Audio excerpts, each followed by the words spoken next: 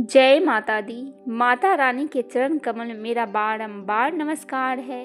नवरात्रि के दौरान सुने जाने वाली सबसे पावरफुल स्तोत्र आज हम सुनेंगे दुर्गा सप्तशती से कील, कवच और अर्गला हिंदी में। यदि आप समय के अभाव के कारण संपूर्ण दुर्गा सप्तशती का पाठ नहीं कर पाते हैं तो केवल कील, कवच और अर्गला और क्षमा याचना कर अपनी देवी की पूजा को पूर्ण कर सकते हैं। आइए जानते हैं कवच, अर्गला, कीलक के रहस्य और विधि के बारे में। पूर्ण दुर्गा सप्तशती का पाठ करने पर जो शुभ फल प्राप्त होता है उसका संपूर्ण फल शुद्धता, पवित्रता और श्रद्धा पूर्वक किए गए कवच, अर्गला, कीलक से प्राप्त किया जा सकता है, जिसके चलते अनेक लोग केवल कवच, अर्गला, कीलक का पाठ कर देवी दुर्गा से क्षमा याचना कर पूर्ण फल प्राप्त करते हैं। सप्तशती के नित्य पाठ में अर्गला, कीलक और कवच का पाठ करने का विधान है। पूरे श्रद्धा भक्ति के साथ आइए सुनते हैं कवच स्तोत्र हिंदी में। ओम चंडिका देवी को नमस्कार है। मार्कंडेय जी ने कहा, पितामह जो इस संसार में परम गोपनीय तथा मनुष्य को सब प्रकार से रक्षा करने वाला है और जो अब तक आपने किसी दूसरे के सामने प्रकट नहीं किया हो, ऐसा कोई साधन मुझे बताइए। फिर ब्रह्मा जी बोले, ब्राह्मण ऐसा साधन तो एक देवी जी का कवच ही है जो गोपनीय से भी गोपनीय, पवित्र तथा संपूर्ण प्राणियों को उपकार करने वाला है। महामुनि उसे श्रवण करो। देवी की 9 मूर्तियां हैं जिन्हें नवदुर्गा कहते हैं। उनके पृथक पृथक नाम बतलाए जाते हैं। प्रथम नाम शैलपुत्री है, दूसरी मूर्ति का नाम ब्रह्मचारिणी है, तीसरा स्वरूप चंद्रघंटा के नाम से प्रसिद्ध है, चौथी मूर्ति को कूष्मांडा कहते हैं, पांचवी दुर्गा का नाम स्कंद माता है, देवी के छठे स्वरूप को कात्यायनी कहते हैं, सातवां कालरात्रि और आठवां स्वरूप के महागौरी के नाम से प्रसिद्ध है, नौवीं दुर्गा का नाम सिद्धिदात्री है। ये सब नाम सर्वज्ञ महात्मा वेद भगवान के द्वारा ही प्रतिपादित हुए हैं। जो मनुष्य अग्नि में जल रहा हो, रणभूमि में शत्रुओं से घिर गया हो, विषम संकट में फंस गया हो तथा इस प्रकार भय से आतुर होकर जो भगवती दुर्गा के शरण में प्राप्त हुए हो, उनका कभी कोई अमंगल नहीं होता। युद्ध के समय संकट पड़ने पर भी उनके ऊपर कोई विपत्ति दिखाई नहीं देती। उन्हें शोक, दुख और भय की भी प्राप्ति नहीं होती। जिन्होंने भक्ति पूर्वक देवी का स्मरण किया है उनका निश्चय ही अभ्युदय होता है। देवेश्वरी जो तुम्हारा चिंतन करते हैं उनकी तुम निसंदेह रक्षा करती हो। चामुंडा देवी पेड़ पर आरूढ़ होती है और वाराही भैंस पर सवारी करती है। ऐन्द्री का वाहन ऐरावत हाथी है और वैष्णो देवी गरुड़ पर ही आसन जमाती है। महेश्वरी वृष पर आरूढ़ होती है और कौमारी का वाहन मयूर है। भगवान विष्णु की प्रियतमा लक्ष्मी देवी कमल के आसन पर विराजमान है और हाथों में कमल धारण किए हुए वृष पर आरूढ़ ईश्वरी देवी ने श्वेत रूप धारण कर रखा है। ब्राह्मणी देवी हंस पर बैठी हुई है और सब प्रकार के आभूषणों से विभूषित है। इस प्रकार ये सभी माताएं सब प्रकार की योग शक्तियों से संपन्न हैं। इनके सिवा और भी बहुत सी देवियां हैं जो अनेक प्रकार के आभूषणों से शोभा से युक्त तथा नाना प्रकार के रत्नों से सुशोभित है। ये संपूर्ण देवियां क्रोध में भरी हुई है और भक्तों की रक्षा के लिए रथ पर बैठी दिखाई देती है। ये शंख, चक्र, गदा, शक्ति, हल, मूसल, खेटक, तोमर, परशु, पांसा, कुंत और त्रिशूल एवं उत्तम शाख, धनुष आदि अस्त्र शस्त्र अपने हाथों में धारण करती है। दैत्यों के शरीर का नाश करना, भक्तों को अभय दान देना, देवताओं का कल्याण करना, यही उनके शास्त्र धारण करने का उद्देश्य है। कवच आरंभ करने से पहले इस प्रकार प्रार्थना करनी चाहिए। महान रौद्र रूप, अत्यंत घोर पराक्रम, महान बल और महान उत्साह वाली देवी, तुम महान भय का नाश करने वाली हो, तुम्हें नमस्कार है। तुम्हारी ओर देखना भी कठिन है। शत्रुओं को भय बढ़ाने वाली जगदम्बिके, मेरी रक्षा करो। पूर्व दिशा में ऐन्द्री, इंद्र शक्ति, मेरी रक्षा करे। अग्नि कोण में अग्नि शक्ति, दक्षिण दिशा में वाराही तथा नेत्र कोण में खड्ग धारणी मेरी रक्षा करे। पश्चिम दिशा में वारुणी और वैद्य कोण में मृग पर सवारी करने वाली देवी मेरी रक्षा करे। उत्तर दिशा में कौमारी और ईशान कोण में शूलधारिणी रक्षा करे। ब्राह्मणी तुम मेरे ऊपर की ओर से रक्षा करो और वैष्णवी नीचे की ओर से रक्षा करो। इस प्रकार सबको अपना वाहन बनाने वाली चामुंडा देवी दसों दिशाओं में मेरी रक्षा करे। जया आगे से और विजया पीछे की ओर से मेरी रक्षा करे। वाम भाग में अजिता और दक्षिण भाग में अपराजिता रक्षा करे। उद्धोतिरी शिखा की रक्षा करे। उमा मेरे मस्तक पर विराजमान होकर रक्षा करे। लालाट में मालाधारी रक्षा करे और यशस्वनी देवी मेरे भवों की संरक्षण करे। भवों के मध्य भाग में त्रिनेत्रा और नथनों की यम घंटा देवी रक्षा करे। दोनों नेत्रों के मध्य भाग में सांकनी और कानों में द्वारिका वासिनी रक्षा करे। कालिका देवी कपालों की तथा भगवती सांकरी कानों की मूल भाग की रक्षा करे। नासिका में सुगंधा और ऊपर की ओठ में चर्चिका देवी रक्षा करे। नीचे की ओठ में अमृतकला तथा जिह्वा में सरस्वती देवी रक्षा करे। कौमारी दांतों की और चंडिका कंठ प्रदेश की रक्षा करे। चित्र घंटा गले की और घाटी की और महामाया तलुओं में रहकर रक्षा करे। कामाक्षी ठोडी की और सर्वमंगला मेरी वाणी की रक्षा करे। भद्रकाली गिरवा में और धनुधरी पृष्ठवंश में रहकर रक्षा करे। कंठ के बाहरी भाग में नीलग्रीवा और कंठ के नली में नलकूबरी रक्षा करे। दोनों कंधों में खड्गनी और मेरे दोनों भुजाओं में वज्रधारिणी रक्षा करे। दोनों हाथों में दंडनी और अंगुलियों में अंबिका रक्षा करे। शूलेश्वरी नखों की रक्षा करे और कुलेश्वरी कुछी पीठ में रहकर रक्षा करे। महादेवी दोनों स्तनों को और शोक विनाशिनी देवी मन की रक्षा करे। ललिता देवी हृदय में और शूलधानी उदर में रहकर रक्षा करे। नाभि में कामनी और गुढ़ा भाग की गुरेश्वरी रक्षा करे। पूतना और कामिका की लिंग की और महिषावाहिनी गुदा की रक्षा करे। भगवती कटी भाग में और विंध्यवासिनी घुटनों की रक्षा करे। संपूर्ण कामनाओं को देने वाली महाबला देवी दोनों पिंडलियों की रक्षा करे। नारसिंही दोनों घुटियों की और तेजसी देवी दोनों चरणों के पृष्ठ भाग की रक्षा करे। श्री देवी पैरों के अंगुलियों में और तलवासिनी पैरों के तलुओं में रहकर रक्षा करे। अपनी दाढ़ों के कारण भयंकर दिखाई देने वाली दष्ट कराली देवी नखों की और ऊर्ध्वकेशनी देवी केशों की रक्षा करे। रोमवलियों के छिद्र में कौबेरी और त्वचा की बागेश्वरी देवी रक्षा करे। पार्वती देवी रक्त, मजा, वसा, मांस, हड्डी और मेद की रक्षा करे। आंतों की कालरात्रि और पीत की मुक्तेश्वरी रक्षा करे।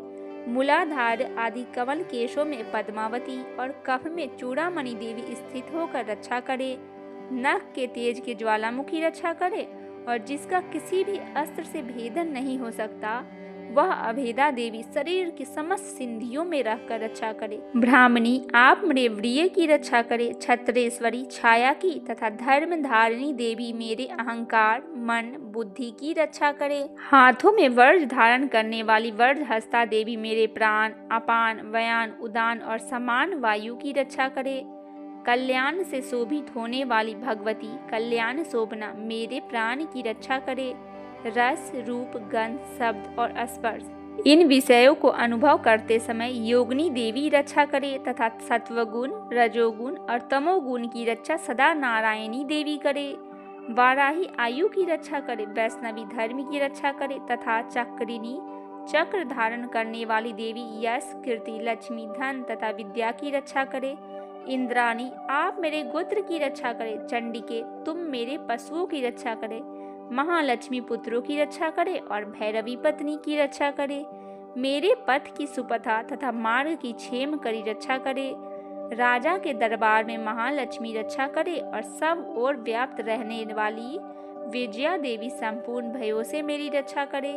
देवी जो स्थान कवच में नहीं है और कहा नहीं गया है अत्यवम रक्षा से रहित हो, वह सब तुम्हारे द्वारा सुरक्षित हो, क्योंकि तुम विजयशालिनी और पापनाशिनी हो। यदि अपने शरीर का भला चाहते हैं तो मनुष्य बिना कवच कहे एक पग भी ना जाए। कवच का पाठ करके ही यात्रा करे। कवच के द्वारा सब ओर से सुरक्षित मनुष्य जहाँ जहाँ भी जाता है वहाँ वहाँ उसे धन का लाभ होता है तथा संपूर्ण कामनाओं की सिद्धि करने वाली विजय की प्राप्ति होती है। वह जिस जिस अवशिष्ट वस्तुओं का चिंतन करता है उसको निश्चय ही प्राप्त कर लेता है। वह पुरुष इस पृथ्वी पर तुलना रहित महान ऐश्वर्य का भागी होता है। कवच से सुरक्षित मनुष्य निर्भय हो जाता है। युद्ध में उसकी पराजय नहीं होती तथा वह तीनों लोक में पूजनीय होता है। देवी का यह कवच देवताओं के लिए भी दुर्लभ है। जो प्रतिदिन नियम पूर्वक तीनों संध्याओं के समय श्रद्धा के साथ इसका पाठ करता है, उसे दैवी कला प्राप्त होती है तथा वह तीनों लोकों में कहीं भी पराजित नहीं होता। वह अपमृत्यु से रहित हो 100 से भी अधिक वर्षों तक जीवित रहता है। मकड़ी, चेचक और कोढ़ आदि उसकी संपूर्ण व्याधियां नष्ट हो जाती है। कनेर, भांग, अफीम, धतूरे आदि का स्थावर, विष, सांप और बिच्छू आदि के से काटने से चढ़ा हुआ जख्म, विष तथा अहिफेन और तेल के संयोग आदि से बनने वाले कृत्रिम विष, ये सभी प्रकार के विष दूर हो जाते हैं। उनका कोई असर नहीं होता। इस पृथ्वी पर मारन, मोहन आदि जितने अभिचारिक प्रयोग होते हैं तथा इस प्रकार के जितने मंत्र यंत्र होते हैं, वे सब इस कवच को हृदय में धारण कर लेने पर उस मनुष्य को देखते ही नष्ट हो जाते हैं। यही नहीं, पृथ्वी पर विचरने वाले ग्राम देवता, आकाशचारी देव, विशेष जल के संबंध से प्रकट होने वाले, गण उपदेश मात्र से सिद्ध होने वाले, निम्न कोटि के देवता, अपने जन्म के साथ प्रकट होने वाले देवता, कुल देवता, माला, डाकनी, सांकनी, अंतरिक्ष में विचरने वाली अत्यंत बलवती भयानक डाकनियां, ग्रह, भूत, पिशाच, यक्ष, गंधर्व, राक्षस, ब्रह्म राक्षस, बैताल, कुष्मांड और भैरव आदि अनिष्ट कारक देवता भी हृदय में कवच धारण किए रहने पर उस मनुष्य को देखते ही भाग जाते हैं। कवचधारी पुरुष को राजा से सम्मान वृद्धि प्राप्त होती है और यह कवच मनुष्य को तेज की वृद्धि करने वाला और उत्तम है। कवच का पाठ करने वाला पुरुष अपनी कृति से विभूषित भूतल पर अपने सुयश के साथ साथ वृद्धि को प्राप्त होता है। जो पहले कवच का पाठ करके उसके बाद सप्तशती चंडिका का पाठ करता है, उसकी जब तक वन, पर्वत और काननों सहित यह पृथ्वी टिकी रहती है, तब तक यहाँ पुत्र, पौत्र आदि संतान परंपरा बनी रहती है। फिर देह के अंत होने पर वह पुरुष भगवती महामाया के प्रसाद से उस नित्य परम पद को प्राप्त होता है, जो देवताओं के लिए भी दुर्लभ है। वह सुंदर दिव्य रूप को धारण करता है और कल्याणमय शिव के साथ आनंद का भागी होता है। इस प्रकार कवच स्तोत्र संपूर्ण हुआ। आइए सुनते हैं अगला स्तोत्र। ओम चंडिका देवी को नमस्कार है। मार्कंडे जी कहते हैं, जयंती मंगला काली भद्रकाली का पालनी, दुर्गा क्षमा शिवा धात्री, स्वाहा स्वाधा, इन नामों से प्रसिद्ध जगदम्बिके तुम्हें मेरा नमस्कार है। देवी चामुंडे तुम्हारी जय हो। संपूर्ण प्राणियों को पीड़ा हरने वाली देवी तुम्हारी जय हो। सब में व्याप्त रहने वाली देवी तुम्हारी जय हो। काल रात्रि तुम्हें नमस्कार है। मधु और कैटब को मारने वाली तथा ब्रह्मा जी को वरदान देने वाली देवी तुम्हें नमस्कार है। तुम मुझे रूप दो, जय दो, यश दो और मेरे काम, क्रोध आदि शत्रुओं को नाश करो। महिषासुर का नाश करने वाली तथा भक्तों को सुख देने वाली देवी तुम्हें नमस्कार है। तुम मुझे रूप दो, जय दो, यश दो और काम, क्रोध आदि शत्रुओं का नाश करो।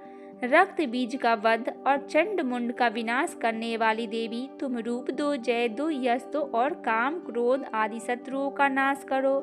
शुंभ और निशुंभ का तथा ध्रुमलोचन का मर्दन करने वाली देवी तुम रूप दो, जय दो, यश दो और काम, क्रोध आदि शत्रुओं का नाश करो। सबके द्वारा वंदित युगल चरणों वाली तथा संपूर्ण सौभाग्य प्रदान करने वाली देवी तुम रूप दो, जय दो, यश दो और काम, क्रोध आदि शत्रुओं का नाश करो। देवी तुम्हारे रूप चरित्र अचिंत्य है। तुम समस्त शत्रुओं का नाश करने वाली हो। तुम रूप दो, जय दो, यश दो और काम, क्रोध आदि शत्रुओं का नाश करो। पापों को दूर करने वाली चंडिके, जो भक्ति पूर्वक तुम्हारे चरणों में सर्वदा मस्तक झुकाते हैं, उन्हें रूप दो, जय दो, यश दो और उनके काम, क्रोध आदि शत्रुओं का नाश करो। रोगों को नाश करने वाली चंडिके, जो भक्ति पूर्वक तुम्हारी स्तुति करते हैं, उन्हें रूप दो, जय दो, यश दो और उनके काम क्रोध आदि शत्रुओं का नाश करो। चंडिके, इस संसार में जो भक्ति पूर्वक तुम्हारी पूजा करते हैं उन्हें रूप दो, जय दो, यश दो और उनके काम क्रोध आदि शत्रुओं का नाश करो। मुझे सौभाग्य दो और आज्ञा दो, परम सुख दो, रूप दो, जय दो, यश दो और मेरे काम क्रोध आदि शत्रुओं का नाश करो। जो मुझसे द्वेष रखते हैं उनका नाश करो और मेरे बल की वृद्धि करो और मुझे रूप दो, जय दो, यश दो और मेरे काम क्रोध आदि शत्रुओं का नाश करो। देवी, मेरा कल्याण करो, मुझे उत्तम संपत्ति प्रदान करो, मुझे रूप दो, जय दो, यश दो और मेरे काम क्रोध आदि शत्रुओं का नाश करो। अंबिके, देवता और असुर दोनों ही अपने माथे के मुकुट को, मणियों को तुम्हारे चरणों में घींचते रहते हैं। तुम रूप दो, जय दो, यश दो और काम क्रोध आदि शत्रुओं को नाश करो। तुम अपने भक्त जनों को विद्वान, यशस्वी और लक्ष्मीवान बनाओ और उन्हें रूप दो, जय दो, यश दो और उनके काम क्रोध आदि शत्रुओं को नाश करो। प्रचंड दैत्यों का दर्पक दलन करने वाले चंडिके, मुझ शरणागत को रूप दो, जय दो, यश दो और मेरे काम क्रोध आदि शत्रुओं को नाश करो। चत्रमुख ब्रह्मा जी के द्वारा प्रशंसित 4 भुजा धारिणी परमेश्वरी, तुम मुझे रूप दो, जय दो, यश दो और मेरे काम क्रोध आदि शत्रुओं को नाश करो। देवी अंबिके, भगवान विष्णु नित्य निरंतर भक्ति पूर्वक तुम्हारी स्तुति करते रहते हैं। तुम रूप दो, जय दो, यश दो और काम क्रोध आदि शत्रुओं का नाश करो। हिमालय कन्या पार्वती के पति महादेव जी द्वारा प्रशंसित होने वाली परमेश्वरी, तुम रूप दो, जय दो, यश दो और काम क्रोध आदि शत्रुओं का नाश करो। सच्ची पति इंद्र के द्वारा सद्भाव से पूजित होने वाली परमेश्वरी, तुम रूप दो, जय दो, यश दो और काम क्रोध आदि शत्रुओं का नाश करो। प्रचंड भुजा दंड वाले दैत्यों को घमंड चूर करने वाली देवी, तुम रूप दो, जय दो, यश दो और काम क्रोध आदि शत्रुओं का नाश करो। देवी अंबिके, तुम अपने भक्त जनों को सदा असीम आनंद प्रदान करती रहती हो। मुझ शरणागत को रूप दो, जय दो, यश दो और मेरे काम क्रोध आदि शत्रुओं का नाश करो। मन की इच्छा के अनुसार चलने वाली मनोहर पत्नी प्रदान करो, जो दुर्गम संसार सागर से तारने वाली तथा उत्तम कुल में उत्पन्न हुई हो। जो मनुष्य इस स्तोत्र का पाठ करके सप्तशती महास्तोत्र का पाठ करता है, वह सप्तशती के जप संख्या से मिलने वाले श्रेष्ठ फल को प्राप्त होता है। साथ ही वह प्रचुर संपत्ति भी प्राप्त कर लेता है। इस प्रकार अगला स्तोत्र संपूर्ण हुआ। आइए अब सुनते हैं कीलक स्तोत्र। ओम चंडिका देवी को नमस्कार है। मार्कंडेय जी कहते हैं, विशुद्ध ज्ञान ही जिनका शरीर है, तीनों वेद ही जिनके 3 दिव्य नेत्र है, जो कल्याण प्राप्ति के हेतु है तथा अपने मस्तक पर अर्ध चंद्र का मुकुट धारण करते हैं, उन भगवान शिव को नमस्कार है। मंत्रों को जो अभिकीलक है, अर्थात मंत्रों की सिद्धि में विघ्न उपस्थित करने वाला, साप रूपी कीलक को जीव निवारण करने वाला है, उस सप्तशती स्तोत्र को संपूर्ण रूप से जानना चाहिए और जानकर ही उसकी उपासना करनी चाहिए। यद्यपि सप्तशती के अतिरिक्त अन्य मंत्रों के जप में भी जो निरंतर लगा रहता है, वह भी कल्याण का भागी होता है। उसके भी उच्चाटन आदि कर्म सिद्ध हो जाते हैं तथा उसे भी समस्त दुर्लभ वस्तुओं की प्राप्ति हो जाती है। तथापि अन्य मंत्रों को जप न करके केवल इस सप्तशती नामक स्तोत्र से ही देवी की स्तुति करते हैं, उन्हें स्तुति मात्र से ही सच्चिदानंदन स्वरूपिणी देवी सिद्ध हो जाती है। उन्हें अपने कार्य की सिद्धि के लिए मंत्र, औषधि तथा अन्य किसी साधन के उपयोग की आवश्यकता नहीं रहती। बिना जप के ही उनके उच्चाटन आदि समस्त अभिचारिक कर्म सिद्ध हो जाते हैं। इतना ही नहीं, इनकी संपूर्ण अवशिष्ट वस्तुएं भी सिद्ध हो जाती है।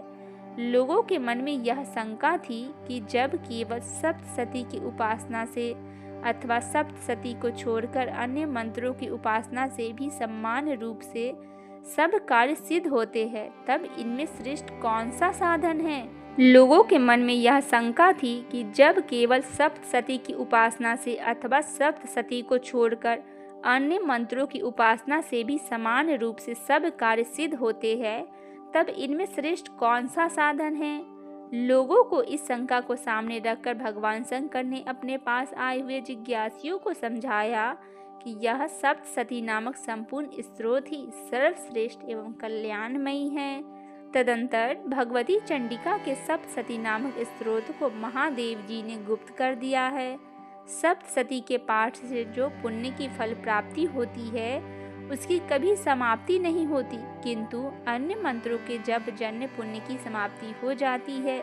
अतः भगवान शिव ने अन्य मंत्रों की अपेक्षा जो सप्तसती की श्रेष्ठता का निर्णय किया है उसे यथार्थ ही जानना चाहिए। अन्य मंत्रों को जप करने वाला पुरुष भी यदि सप्तसती स्त्रोत का और जप का अनुष्ठान कर ले तो वह भी पूर्ण रूप से कल्याण का भागी होता है, इसमें तनिक भी संदेह नहीं है।